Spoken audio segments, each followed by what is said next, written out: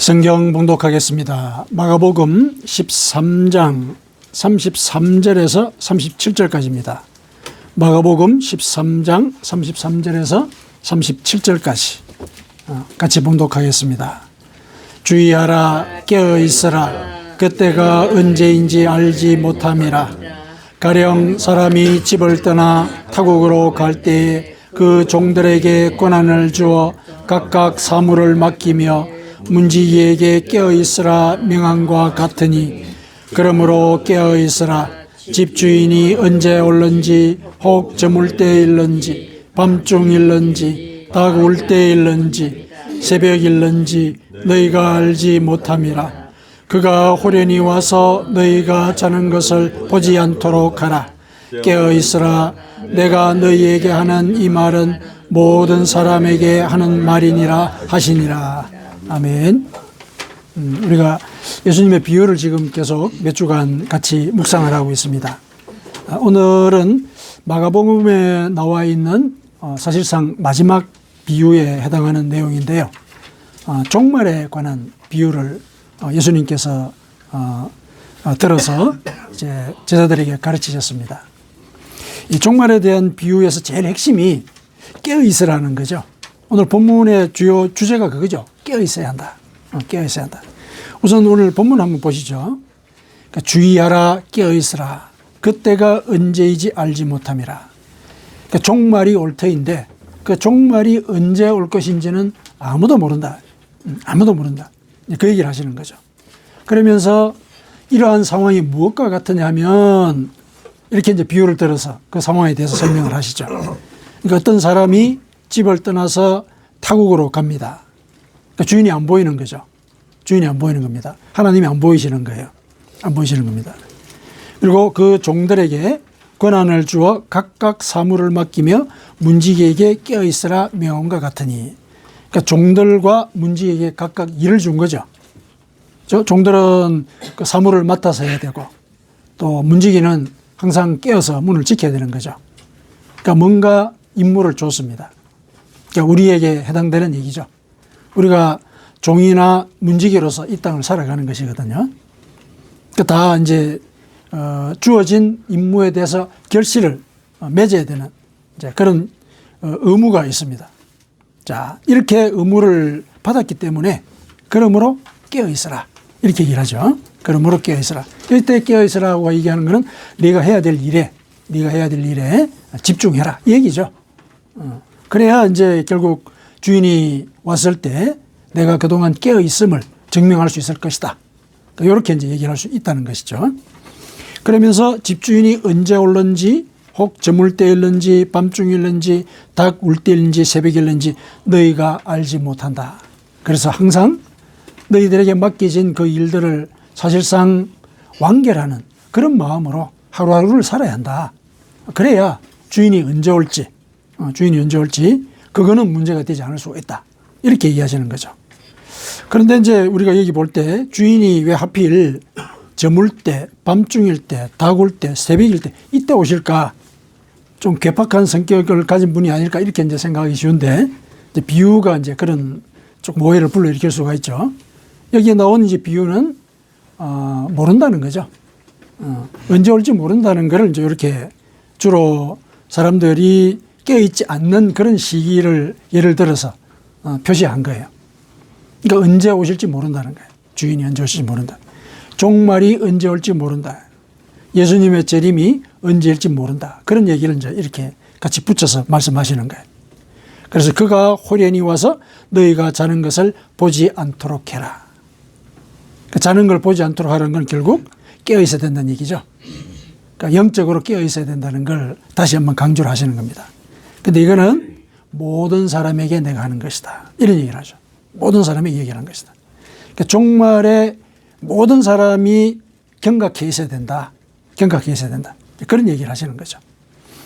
자, 오늘 이제 이렇게 이 종말에 대해서 얘기를 하신 것을 하나의 계기로 삼아서 그러면 이제 우리의 종말에 대한 신앙과 또 종말을 맞이하고자 하는 그 자세가 무엇이어야 하는 것인지 그런 것들을 같이 한번 살펴보도록 했으면 좋겠습니다.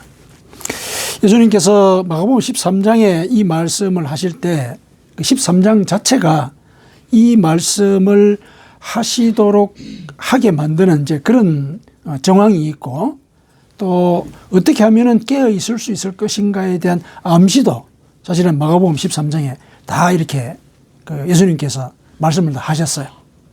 그래서 오늘 이 본문을 중심으로 해서 마가복음 13장에 나와 있는 그 예수님의 말씀을 토대로 종말을 어떻게 우리가 이해해야 되고 어떻게 대비해야 될 것인가, 그걸 같이 한번 살펴보도록 하겠습니다.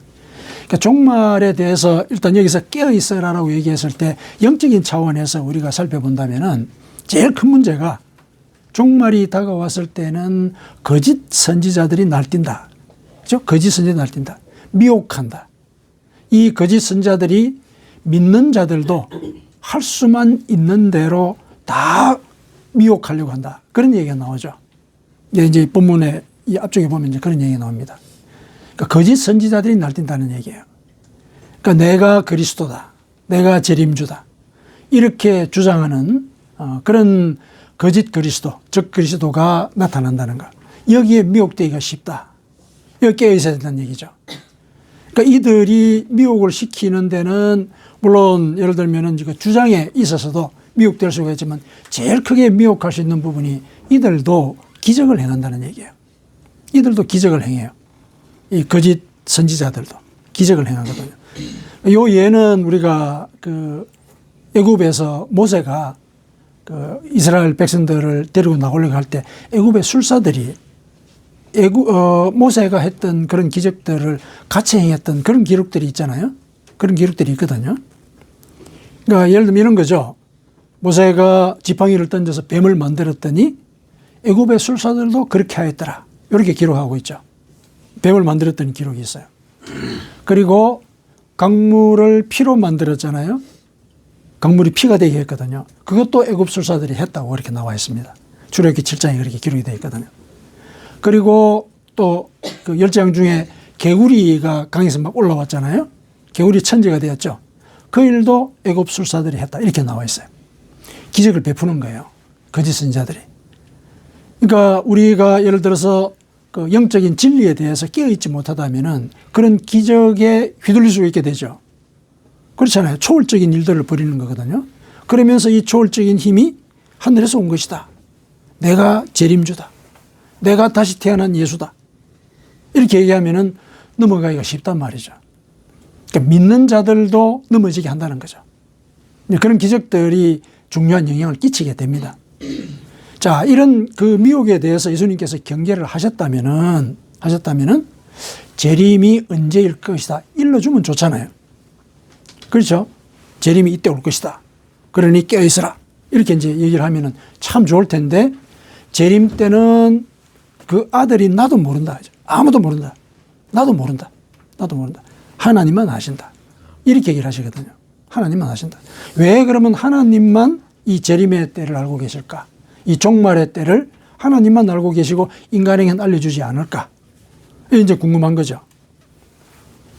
우리가 이 초월적인 어떤 알미라든지 초월적인 영역에 대해서 무지하니까, 무력하니까 참 답답하죠. 그때만 알면은 참 믿음을 새롭게 하고 그럴 것 같은데 하나님 알려주지 아니하시는 거예요. 왜 그럴까? 왜 알려주지 아니하셨을까? 그러면 이제 우리가 이런 고민을 해볼 때, 그러면 알려주신다면은 무슨 일이 우리에게 있을까? 그거 한번 생각해 보면은 알려주지 않으신 일들을 우리가 조금 이해를 할 수가 있겠죠. 자, 종말이 예를 들어서 뭐 몇 년, 몇 월, 며칠에 종말이 온다. 알려주셨다고 생각해 봅시다. 우리가 어떻게 살 것 같습니까?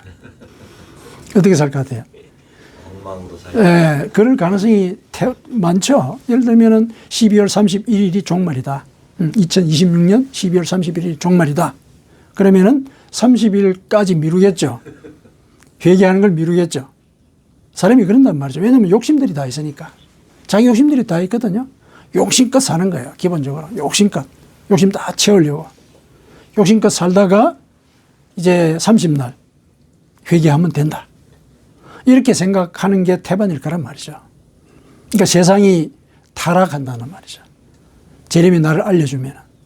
오히려 알려준 것의 어떤 긍정적인 어떤 기대, 그것을 완전히 전복시키는 그런 행위를 우리가 할 가능성이 더 크다는 얘기죠. 회개하지 않습니다. 그리고 회개라는 게 함부로 됩니까? 죄에 절어 있는데 12월 30날이 되었다고 해서 갑자기 회개가 되겠습니까? 안 되거든요. 근데 그걸 모르는 거예요. 그날이 되면 회개할 수 있을 것이라고 생각하는 거죠. 그러니까 타락의 가능성이 커지는 거예요. 오히려 알려주게 되면. 그런 문제가 있는 거죠. 인간이 그렇다는 거죠. 기본적으로. 그 다음에 또 안 알려주신 이유는 뭐냐면은 하나님은 우리가 오늘에 충실하기를 원하세요. 왜냐하면 그분은 지금 살아계시는 분이시거든요. 지금 살아계신 분이세요. 그리고 내 곁에서 내 마음과 생각을 판단하시는 분이시거든요. 오늘이 중요한 거예요. 오늘 내가 어떻게 살아가느냐. 그분의 말씀을 쫓아서 내가 어떻게 변화되고 그분의 자녀로서 어떻게 살아야 될 것인가를 고민하는 것. 그걸 원하시는 거거든요. 저 미래에 내가 어떻게 변화될 것이란 그런 기대만을 갖고 살아가는 것. 그걸 하나님이 원하시는 거 아니에요. 오늘 바로 이 자리에서 너와 내가 이야기하고 너와 내가 같이 가자. 그걸 원하시는 분이시거든요. 그래서 안 알려주시는 거예요. 오늘 나의 말을 따라서 너의 성정을 돌아보고 하나님의 나라가 무엇인지 고민하는 그런 삶. 그런 삶을 사는 것. 그걸 원하시거든요. 그래서 알려주지 않으시는 겁니다. 그 다음에 또 왜 안 알려주실까?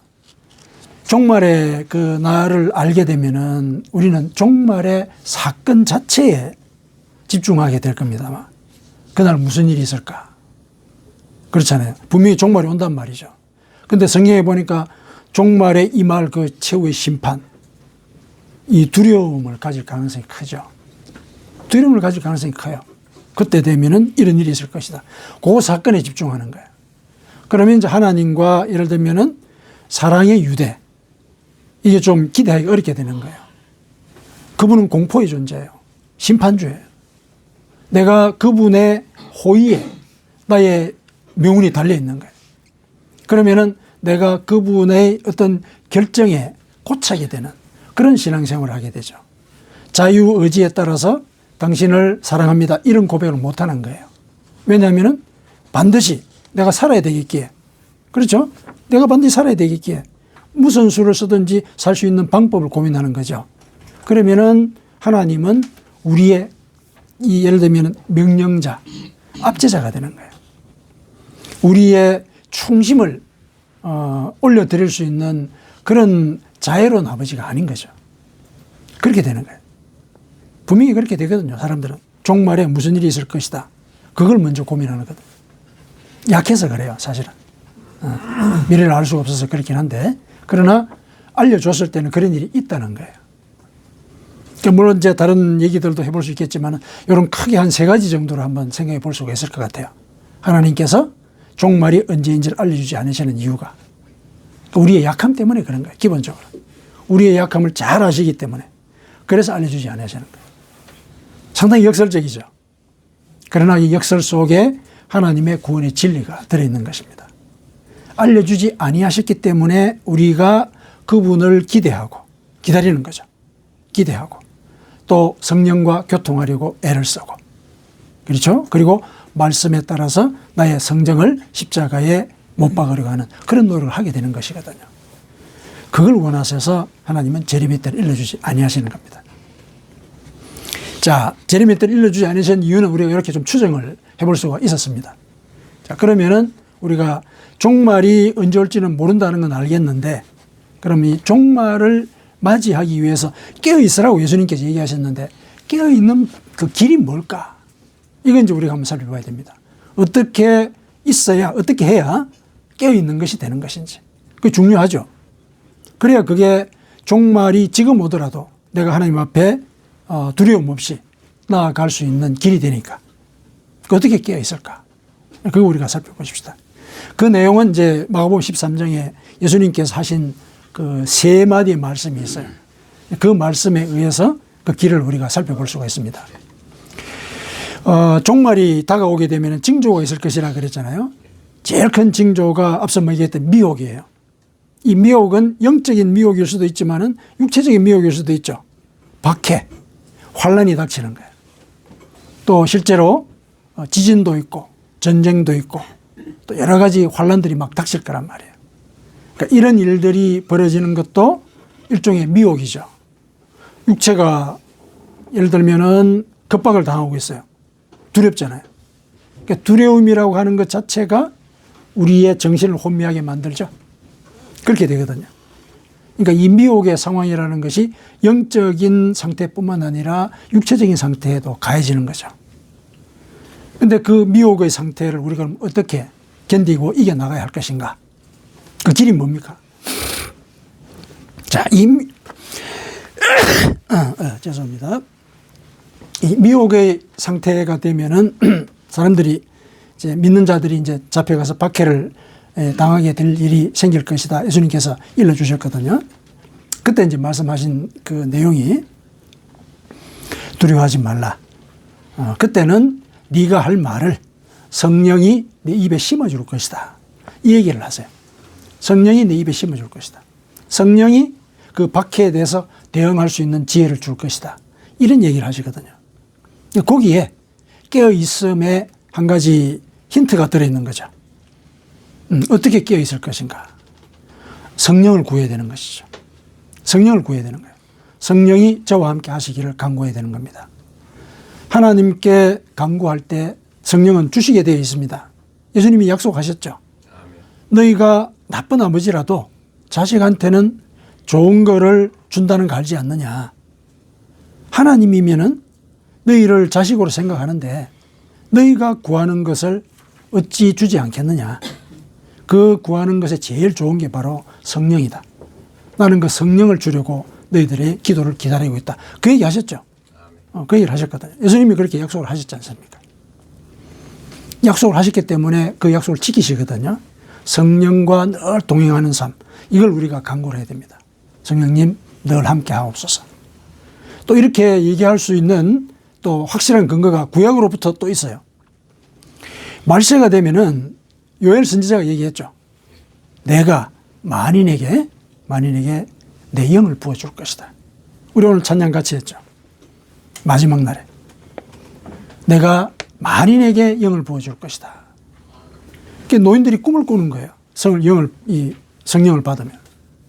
그리고 아이들은 예언을 하고 청년들은 환상을 본다.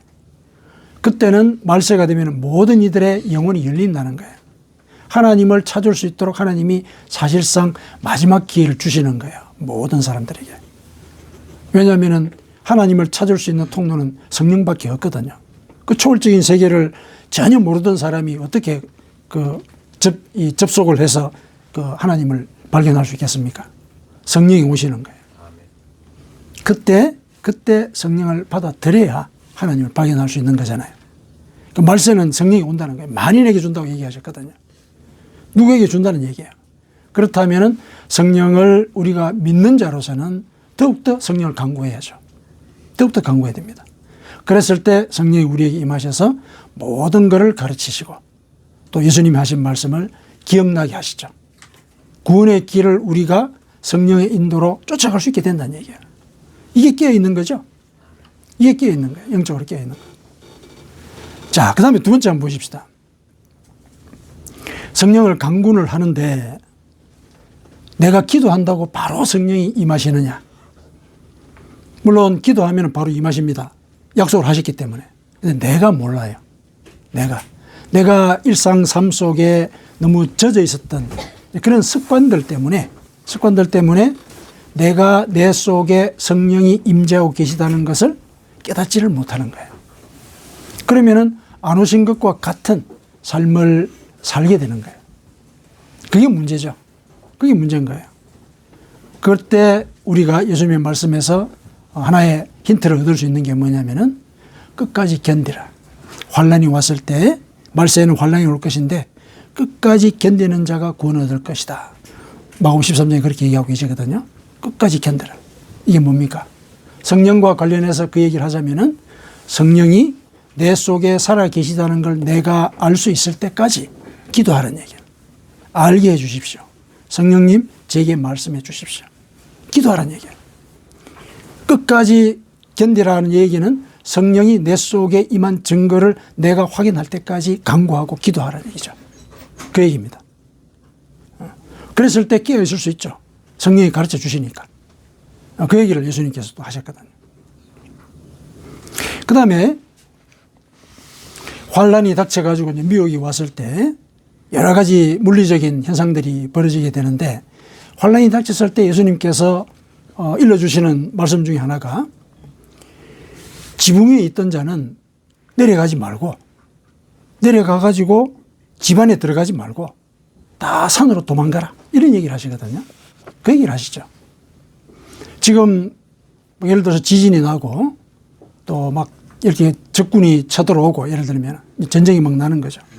그 다음에 기근이 있고 이런 일들이 벌어졌을 때 내가 있는 그 자리에서 실은 산으로 갈 걸 생각하라는 거죠. 뭐냐면 하나님을 바라보라는 얘기죠. 산으로 가라는 얘기는 그런 차원이죠. 산과 대비해서 너희들은 집 안으로 내려가지 마라, 지붕에서 내려오지 마라, 이런 얘기를 하시잖아요. 그러니까 집 안으로 내려오는 거, 그 다음에 예를 들어서 지붕에서 내려와가지고 다른 길을 찾아 나가려고 하는 거, 요거는 이런 환란과 미혹의 시기에 자기의 어떤 능력이라든지 또 자기가 의존하는 그 뭔가가 있을 거 아니에요. 거기에 기대지 말라는 얘기예요. 그러니까 거기에 기댄다는 얘기는 뭡니까? 자기의 옳음에, 거기에 의존한다는 얘기죠. 자기의 옳은 판단. 아, 이때는 내가 이렇게 해야 되겠다, 이런 판단에 의해서 자기 나름의 결정을 하는, 요거를 조심하라는 얘기죠. 이걸 조심하라.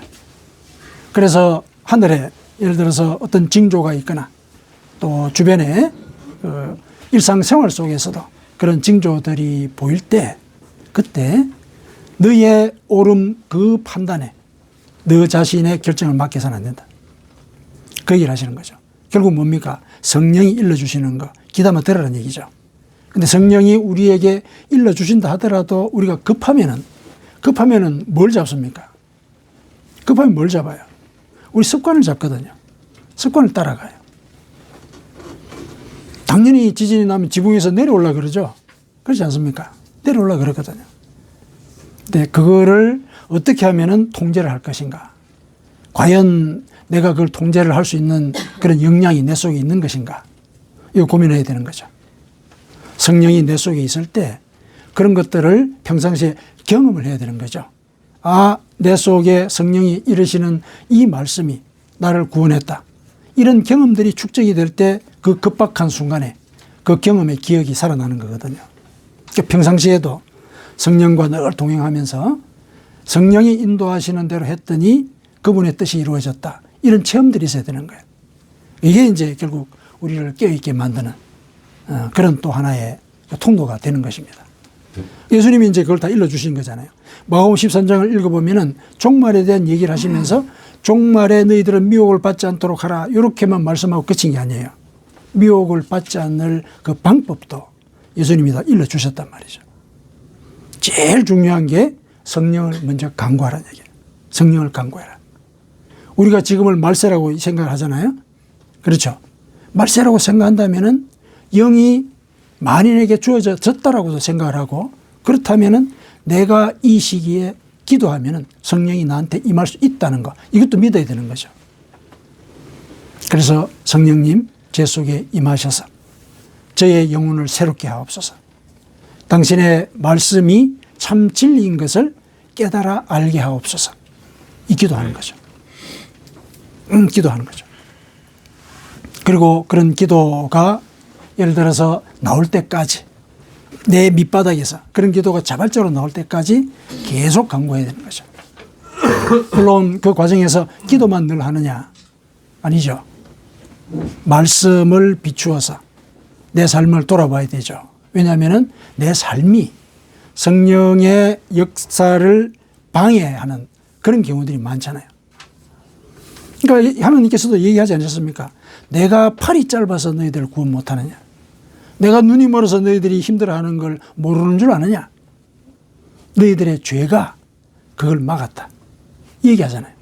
너희들의 죄가 그걸 막았다. 우리의 육신의 습성이 성령의 역사를 방해하는 거예요. 막는단 말이죠.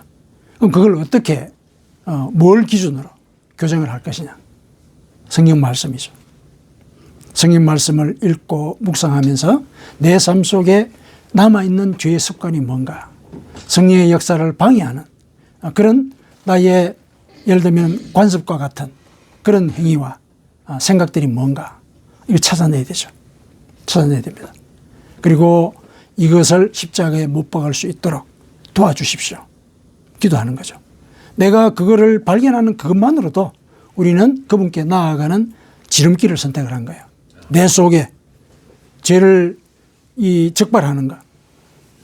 내가 끊어도 끊어지지 않는 그 무언가가 있다는 것. 그거 발견하는 것만 해도 그건 엄청난 일이죠. 대부분은 그걸 모르거든요. 잘 몰라요. 너무 익숙하니까. 근데 그거를 발견했다는 것, 자신을 그만큼 낯설게 볼 수 있는 눈이 생긴 거거든요. 자신을 낯설게 볼 수 있어야 돼요. 그랬을 때 내 속에 있는 그런 습관들, 이걸 적발해낼 수가 있거든요. 말씀이 필요한 거죠. 그러니까 이 말씀은 성령과 함께 가는 거예요. 성령과 함께 가는 겁니다. 그렇게 생활을 하는 그 가운데 내가 내려놓아야 될 게 나의 오름이에요. 나의 오름. 그래서 하나님께서 뭘 얘기하시는지, 예수님이 말씀하신 대로 너희는 먼저 그의 나라와 그분의 의로움을 먼저 구해라. 먼저 구하라는 거예요.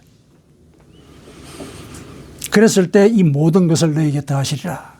이렇게 말씀하지 않았습니까? 이 모든 것이 사실은 구원의 길이죠. 모든 걸 다 해주신다니까 그게 구원이지 않습니까? 그게 구원이거든요. 그러니까 거기에는 전제가 그거죠. 그분의 나라와 그분의 의로움을 구해라. 너의 오름을 내려놓으라는 얘기죠. 너의 오름을 내려놔라. 그분의 말씀에 따라서 내 삶을 만들어 나가려는 그런 결단, 그걸 이제 요구를 하시는 것이죠. 그랬을 때 그게 바로 우리가 말세가 어느 때인지 사실상 두려워하지 않게 될 그런 길이 되는 것입니다. 그게 우리가 영적으로 깨어있는 그런 길이 되는 것이죠. 그래서 우리는 종말의 신앙에 대해서 누군가가 질문을 할 때 종말에 대한 신앙은 언제 이 세상이 끝날 것이냐, 이 문제가 아니에요. 이 문제가 아니라 내가 하나님과 어떻게 오늘 동행할 것인가, 이 문제라는 거예요. 오늘 내가 그분께 얼마나 내 전심을 바쳐 드렸는가, 그거 고민하는 거예요. 그게 종말 신앙의 핵심인 것이죠. 그렇게 살면은 그게 깨어있는 것이고, 그게 주인이 언제 올지 아무 염려하지 않고 사실은 밤잠을 편하게 잘 수 있는 길인 것이죠. 하나님은 그걸 원하시는 거죠. 그래서 종말의 시기를 알려주지 아니하시는 거예요. 우리를 진정한 당신의 아들로, 딸로 거듭나도록 하기를 원하시는 것이죠. 그 은혜가 우리를 이제까지 인도해 왔습니다. 그 은혜를 늘 묵상하면서 성령이 이 길을 끝까지 인도하기를 간구하는 그런 삶을 함께 살아가십시다. 아멘.